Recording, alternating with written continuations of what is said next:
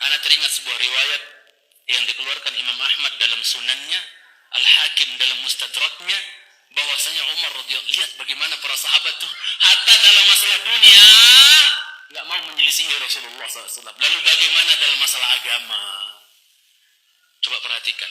Umar bin Khattab suatu hari jalan di gang-gang rumahnya para sahabat menuju ke Masjid Nabawi. Jalan. Umar bin Khattab dengan tampangnya, antum tahulah, wong dehemannya saja dalam hadis Muslim bikin tukang cukur kencing berdiri, ya kan?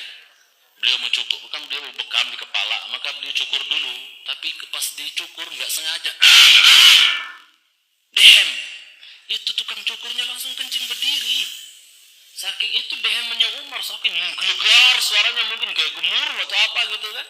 Maka apa, yang sebenarnya upahnya bukan 40 dirham, maka untuk uang kaget dikasih 40 dirham oleh Umar radhiyallahu ta'ala anhu. Umar jalan menuju masjid. Tiba-tiba di pertengahan jalan ada talang, untuk biasanya untuk jatuh hujan ya, talang. Itu apa? Dari rumahnya seorang sahabat ada talang, moncong ke jalan. Maka beliau katakan, wallahi la uhawilanna, demi Allah ini saya akan lencengkan ini talang. Ini kok menghadap jalan, nanti ngenain orang gitu kan? Ya, kok agak ngelenceng ke jalan, nanti ngenain orang ini. Siapa punya? Naik, dia nggak pakai ngomong, langsung dia naik. Seret. Dia apa? Dipalingkan itu talang itu, jangan sekalian. Dipalingkan arahnya. Ini Al-Hakim meneriwayatkan Imam Ahmad dalam Musnad. Dilencengkan, turun, datang ke masjid. Biasa nanya-nanya, siapa tuh punya talang, masang-masang talang apa, ngoncong ke jalan, nanti kena orang apa, basah, keciprat apa, siapa? Maka apa? Para sahabat mengatakan, itu yang masang Rasulullah lo Umar, katanya. Itu talang yang masang siapa?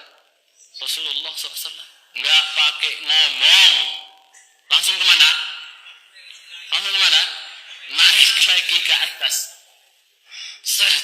Diarahkan persis yang diarahkan oleh Rasulullah sallallahu alaihi wasallam. La ilaha illallah. Dalam perkara dunia saja mereka enggak berani menyelisihi Rasulullah SAW. Bagaimana masalah agama?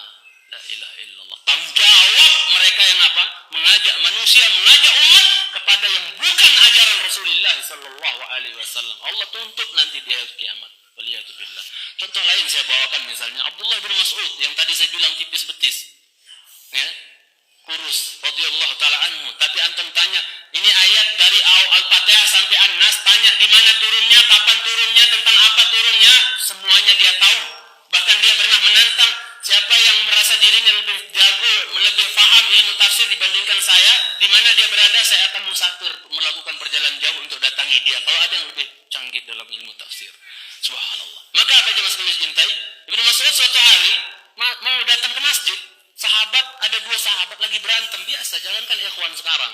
Berantem gara-gara apa? Ini depan Nabi, dua sahabat di masjid berantem. Wah, kalau bahasa kita sekarang gitu kan, saling tunjuk. Maka apa jemaah sekalian cintai? Rasulullah SAW mengatakan apa? Ya, ijlisu, duduk. Antum perhatikan di sini. Mungkin sebagian pernah mendengar. Rasulullah SAW mengatakan, duduk semuanya. Kan berantem itu pada berdiri kan, berantem. Wah, kata Rasul, duduk. Rasul yang ngomong duduk, enggak ada yang berani apa? Ngutang berdiri, enggak. Pada duduk semua. Qaddarallah masya'afa'al. Pas Rasul bilang, ijlisu, duduk. Abdullah bin Mas'ud datang dari luar, enggak ngedong apa-apa, orang berantem, orang enggak paham. Tapi ketika beliau sampai di tengah-tengah pintu, pas Rasul mengatakan apa? Duduk. Enggak ngedong apa-apa, langsung dia duduk di pas tengah-tengah pintu masjid. Duduk di situ. Orang-orang bingung. Loh, Ibnu Mas'ud ngapain ngalangin orang di masjid itu? Apa di pintu? Rasul sudah bersabda, untuk tariqah haqqa, berikan jalan itu apanya? Haknya. Duduk di pintu. Maka Rasul menegur, Ibnu Mas'ud, ya, kok duduk di situ, orang mau masuk dan seterusnya? Apa kata dia? Ya Rasulullah, apa kata Ibnu Mas'ud radhiyallahu taala anhu, khasyitu an ukhalifaka fa ahlak.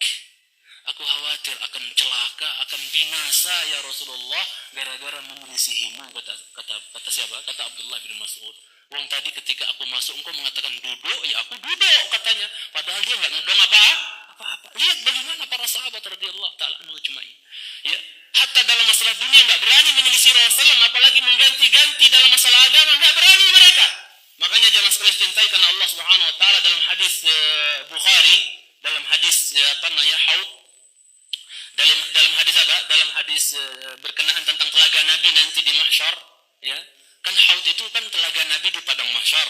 Kalau Kausar di dalam surga. Yang airnya dalam hadis Muslim, yang airnya telaga Nabi itu airnya terpancar dari 2 talang dari dalam surga. Paham nggak? Bisa ngayal nggak antum? Bisa ngayal kan? Ini telaganya Nabi yang terbentang luas di padang mahsyar, yang pusarnya adalah mimbarnya Rasulullah Sallallahu Alaihi Wasallam. Telaga beliau adalah mimbarnya, pusarnya di situ. Maka apa?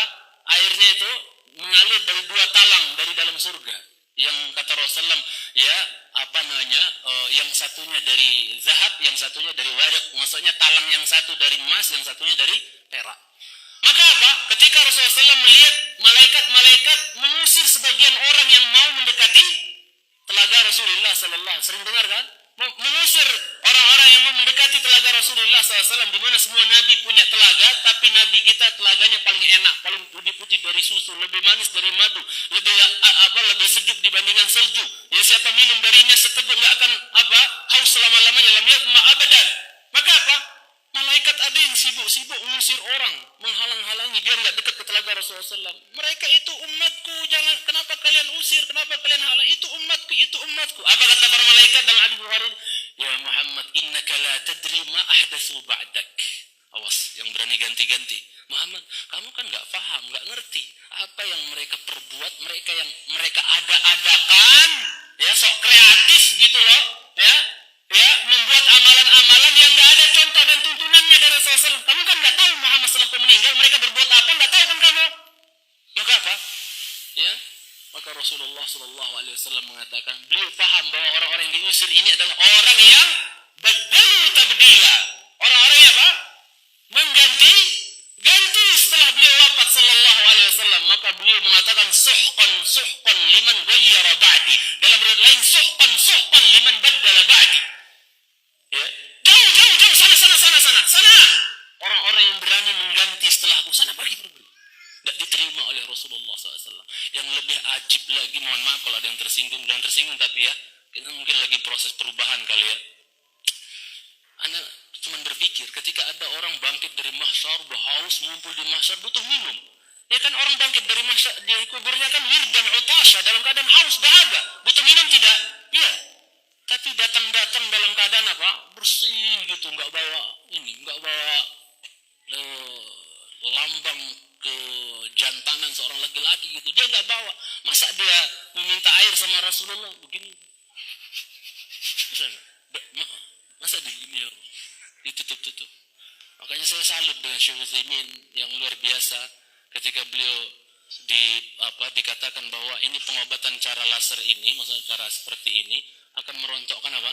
Rambut dan untuk merontokkan rambut katanya. Maka Syekh nanya, ini kalau pengobatan cara seperti ini rambut rontok, jenggot ikut rontok juga enggak Pak Dokter, kata di Amerika?